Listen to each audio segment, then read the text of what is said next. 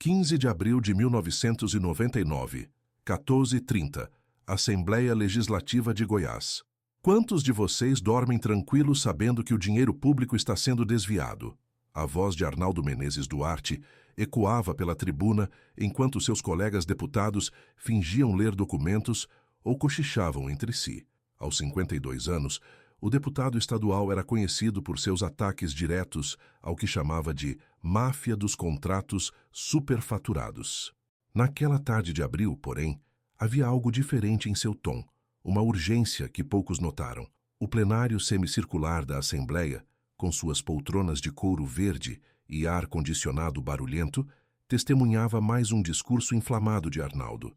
Ele segurava uma pasta amarela, cheia de papéis que balançava no ar sempre que mencionava nomes ou valores.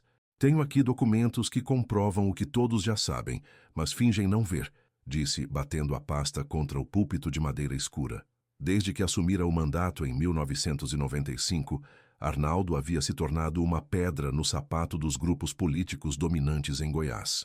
Sua formação como contador e experiência prévia como auditor interno da Prefeitura de Anápolis o tornavam perigosamente eficiente em destrinchar planilhas e contratos. Diferente de outros parlamentares que faziam denúncias vazias para aparecer na imprensa, Arnaldo apresentava números, datas e nomes específicos. Naquela tarde, ele falava sobre irregularidades na construção de estradas rurais, um tema aparentemente técnico, mas que movimentava milhões de reais em contratos. A empresa vencedora da licitação para a GO 164 apresentou um orçamento 340% acima do valor de mercado, disse, ajustando os óculos de aro dourado. E pasmem, o sócio majoritário dessa empresa é cunhado do secretário de obras. O cheiro de papel velho e café frio permeava o ambiente. Arnaldo notou que alguns deputados haviam deixado o plenário durante seu discurso, um sinal de que suas palavras incomodavam. Ele conhecia aquela dinâmica. Quanto mais específicas suas denúncias, menor era a plateia que permanecia para ouvi-las. Não vou descansar enquanto esses esquemas não forem expostos, declarou, batendo novamente a pasta amarela. O povo de Goiás merece saber como seu dinheiro está sendo usado. A sessão transcorreu normalmente até às 17h, quando Arnaldo guardou seus documentos e desceu da tribuna. Cumprimentou alguns funcionários da casa, como sempre fazia, e dirigiu-se ao estacionamento. O calor de abril em Goiânia ainda era intenso às 5 da tarde, e o asfalto do pátio irradiava ondas de calor que distorciam a visão. Seu Chevrolet Corsa cinza, placa GA 2847, foi visto saindo da Assembleia às 17h35, filmado pelas câmeras de segurança da portaria. Arnaldo acenou para o vigilante, como fazia todos os dias há 4 anos. Aquela seria a última imagem oficial de Arnaldo Menezes Duarte. 16 de abril de 1999, 6h20, Fazenda Santa Rita, Hidrolândia Gol Valdecir Rocha, caminhava pela porteira de sua propriedade rural quando avistou o carro parado na beira da estrada de terra. O ar matinal ainda estava fresco, típico do cerrado antes do sol esquentar, e uma névoa leve subia do chão úmido. O Corsa cinza estava com as portas destrancadas, chaves na ignição e os faróis ainda acesos. A bateria havia descarregado durante a madrugada. Não havia sinais de colisão, vidros quebrados ou marcas de sangue. Apenas um veículo abandonado na GO 206, uma estrada secundária que ligava a Hidrolândia a pequenos povoados rurais. Pensei que fosse algum viajante com problema no carro, contou Valdecir anos depois.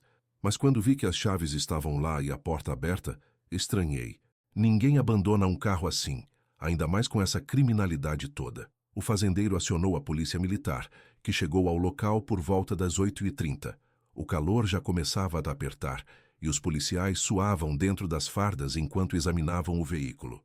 Os primeiros a vistoriar o Corsa encontraram a carteira de Arnaldo no banco do passageiro, com todos os documentos e 180 reais em dinheiro. No porta-luvas, havia um mapa rodoviário de Goiás com alguns pontos marcados a lápis e um caderno de anotações com números de telefone.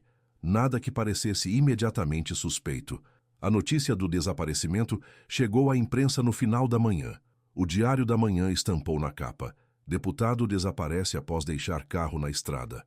A TV Anhanguera abriu o noticiário das 12 horas com a informação, exibindo imagens do Corsa sendo rebocado pelos peritos da Polícia Civil.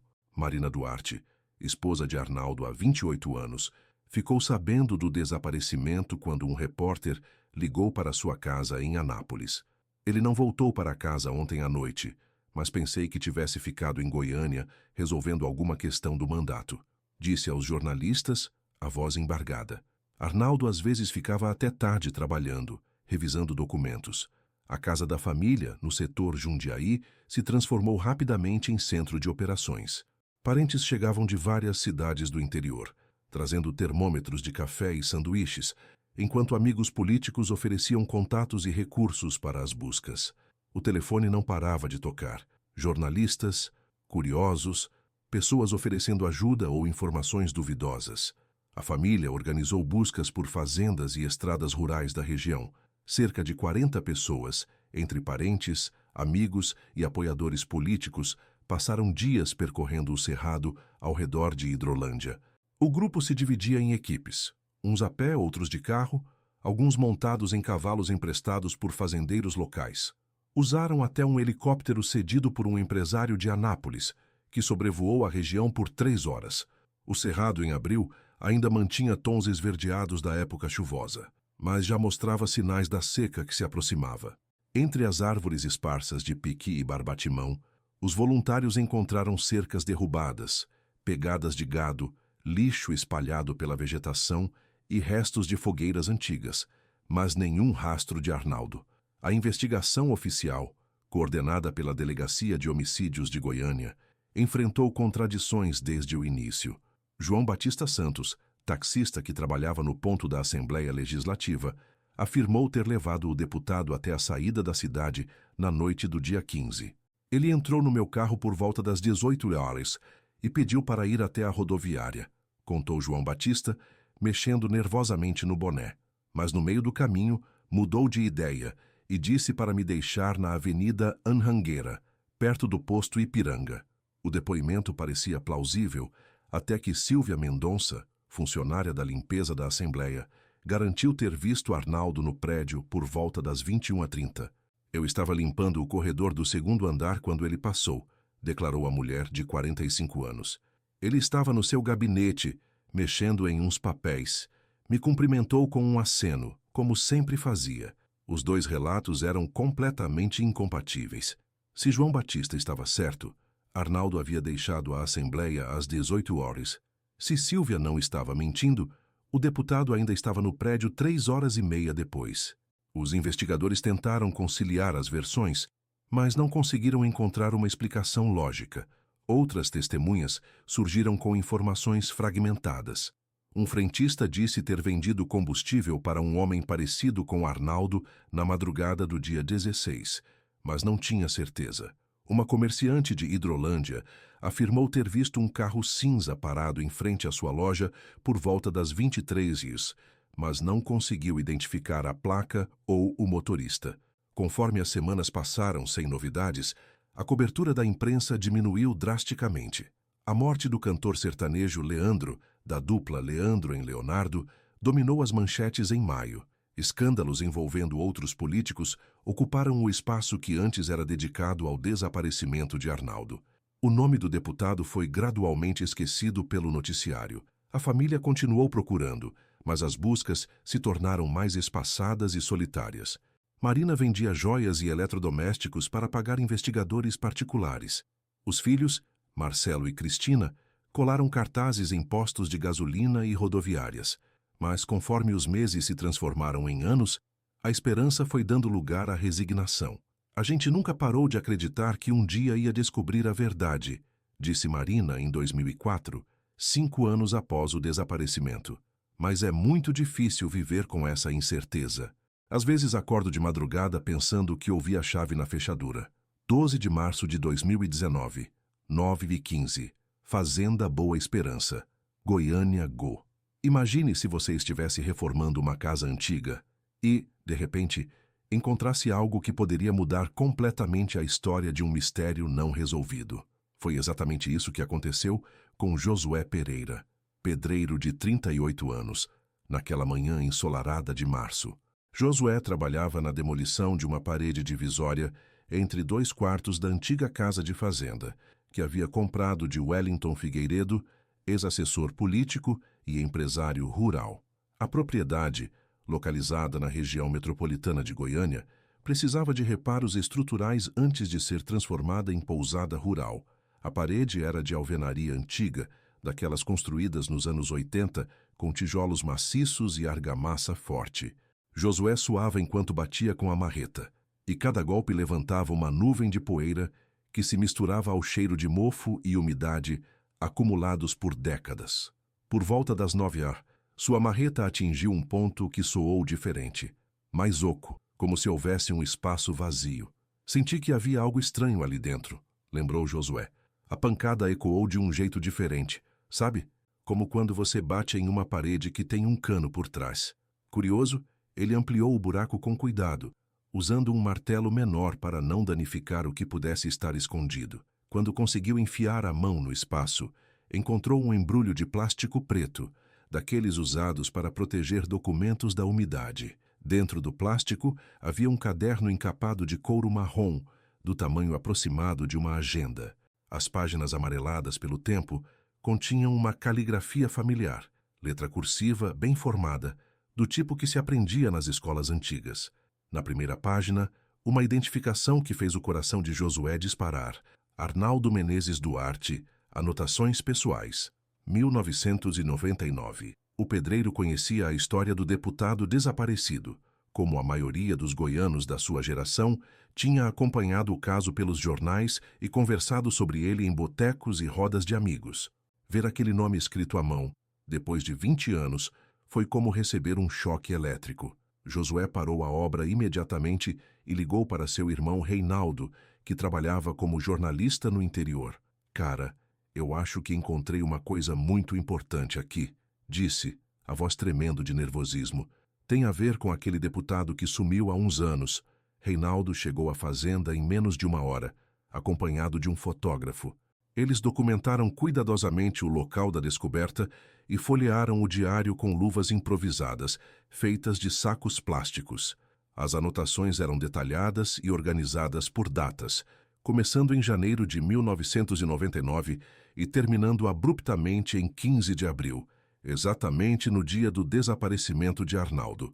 As primeiras páginas continham informações rotineiras, compromissos parlamentares, números de telefone, ideias para discursos. Mas conforme avançavam na leitura, os irmãos encontraram anotações cada vez mais preocupantes. Arnaldo havia documentado encontros suspeitos, conversas telefônicas estranhas e, principalmente, detalhes sobre esquemas de corrupção que iam muito além do que havia denunciado publicamente. Reunião com X na churrascaria do Parque Flamboyant. Dizia uma anotação de 3 de março. Ele confirmou o que eu suspeitava sobre os contratos da Secretaria de Saúde. Disse que tem documentos que provam tudo, mas está com medo de entregar. Outra anotação, datada de 28 de março, era ainda mais intrigante. Telefonema anônimo às 23h30. Voz de homem disse para eu parar de fuçar onde não devo. Prometeu que seria minha última advertência. Mas o mais impactante estava nas últimas páginas. Arnaldo havia documentado detalhadamente um esquema de superfaturamento que envolvia não apenas empresários locais, mas também figuras importantes do cenário político nacional. Havia nomes, valores, datas de reuniões e referências a documentos guardados em local seguro. A última anotação, datada de 15 de abril de 1999, estava escrita com caligrafia apressada, como se Arnaldo tivesse pressa ou estivesse nervoso. Hoje, recebi a prova que pode derrubar todos eles. Fotografei os documentos que X me entregou no estacionamento da Assembleia. Se algo me acontecer, procurem... A frase terminava abruptamente, como se tivesse sido interrompida. Reinaldo ligou imediatamente para a Polícia Civil, que enviou uma equipe de peritos para examinar o local e apreender o diário. O delegado responsável, Carlos Henrique Martins, confirmou a autenticidade da caligrafia através de comparação com documentos oficiais assinados por Arnaldo. A descoberta reacendeu o interesse da imprensa pelo caso. O jornal O Popular estampou na primeira página: Diário de deputado desaparecido é encontrado após 20 anos.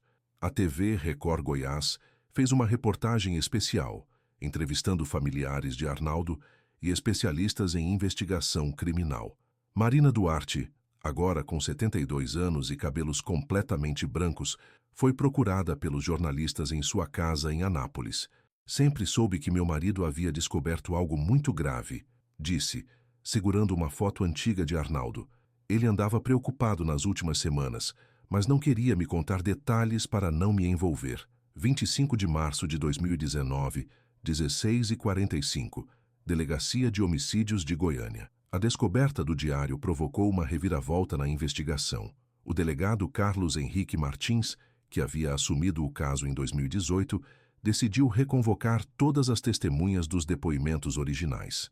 Muitas já haviam morrido ou se mudado, mas algumas ainda viviam na região e concordaram em prestar novos esclarecimentos. João Batista Santos, o taxista, agora com 71 anos e aposentado, foi chamado para depor novamente. Desta vez, sua versão mudou completamente. "Olha, doutor, eu menti no primeiro depoimento", admitiu, as mãos tremendo enquanto assinava a retratação. "Naquela época, eu estava com medo. Recebi ameaças por telefone, dizendo para não falar a verdade." Segundo sua nova versão, João Batista havia realmente levado Arnaldo na noite do dia 15, mas não até a rodoviária. O deputado havia pedido para ser deixado em uma churrascaria na saída de Goiânia, onde alegou ter um encontro de trabalho. Ele parecia nervoso. Ficou olhando o tempo todo pelo retrovisor, contou o ex-taxista. Mais revelador foi o depoimento de Silvia Mendonça, a faxineira da Assembleia.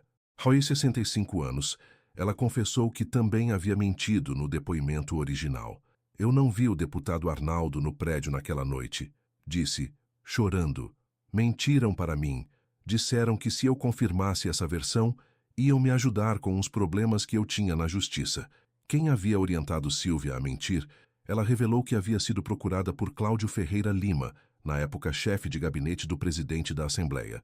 Cláudio havia morrido em 2015, vítima de infarto, mas deixara pistas interessantes em sua trajetória. A equipe de investigação descobriu que Cláudio havia se aposentado precocemente em 2001, apenas 2 anos após o desaparecimento de Arnaldo, e comprara uma fazenda de 500 hectares em Jataí, um investimento incompatível com seu salário de servidor público. Quando questionada, sua viúva alegou que o dinheiro viera de uma herança de família, mas não conseguiu apresentar documentos que comprovassem a versão. Paralelamente, os investigadores se concentraram em Wellington Figueiredo, o ex-proprietário da fazenda onde o diário foi encontrado. Wellington, de 68 anos, era empresário do agronegócio e havia trabalhado como assessor parlamentar entre 1997 e 2002. Seu nome aparecia discretamente mencionado nas anotações de Arnaldo, sempre em contextos relacionados a contratos públicos. Quando chamado para depor, Wellington inicialmente negou qualquer envolvimento com o desaparecimento. Disse que havia comprado a fazenda em 1998 e a vendido para Josué em 2019, porque precisava de dinheiro para quitar dívidas. Sobre o diário na parede, afirmou não fazer a menor ideia de como havia parado lá. Sua versão começou a ruir quando os investigadores descobriram registros telefônicos da época. Em abril de 1999, Wellington havia feito diversas ligações para Arnaldo, incluindo uma no próprio dia 15, às 14h20, apenas 10 minutos antes do deputado subir na tribuna para fazer seu último discurso. Confrontado com essa evidência, Wellington pediu para falar com um advogado.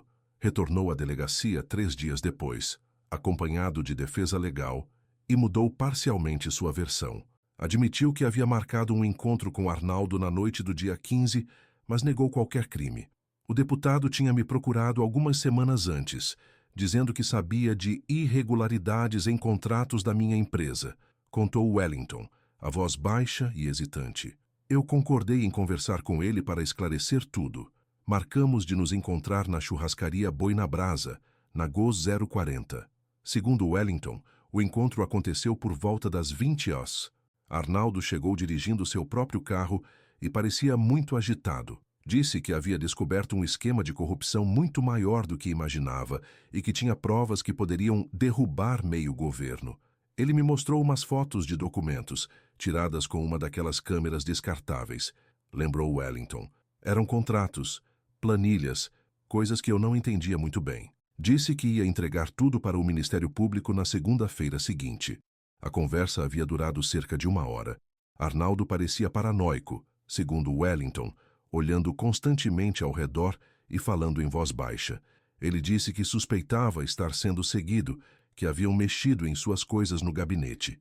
Aqui, o depoimento de Wellington ficou confuso e cheio de lacunas. Ele alegou que Arnaldo havia saído da churrascaria por volta das 21h, dirigindo seu próprio carro, e que não sabia explicar como o veículo havia parado na estrada de Hidrolândia. Eu fui direto para casa depois que ele saiu, insistiu. Os investigadores não ficaram convencidos. Se Arnaldo havia saído dirigindo às 21h, por que seu carro foi encontrado a 40 quilômetros dali, numa estrada secundária que não ficava no caminho entre a churrascaria e Anápolis? A pressão sobre Wellington aumentou quando os peritos encontraram, na antiga fazenda, vestígios de cal virgem enterrada no quintal, substância tradicionalmente usada para acelerar a decomposição de matéria orgânica. Confrontado com essa descoberta, o empresário desmoronou. Em 8 de abril de 2019, exatamente 20 anos e 1 semana após o desaparecimento de Arnaldo, Wellington Figueiredo fez uma confissão parcial. Admitiu que havia mentido sobre os eventos daquela noite, mas continuou negando o homicídio. Não foi planejado, disse, chorando. O deputado estava muito alterado, gritando que ia denunciar todo mundo. Eu tentei acalmá-lo, mas ele disse que também sabia do meu envolvimento nos contratos superfaturados. Segundo sua nova versão, houve uma discussão no estacionamento da churrascaria. Arnaldo ameaçou processar Wellington criminalmente e disse que tinha gravações de conversas comprometedoras. Eu empurrei ele, só para afastá-lo de mim. Ele caiu, bateu a cabeça no meio-fio. Foi um acidente. Wellington contou que entrou em pânico ao perceber que Arnaldo estava inconsciente. Colocou o corpo no porta-malas do próprio carro de Arnaldo e dirigiu até sua fazenda, onde cavou uma cova no quintal. Usei cal para acelerar o processo, admitiu.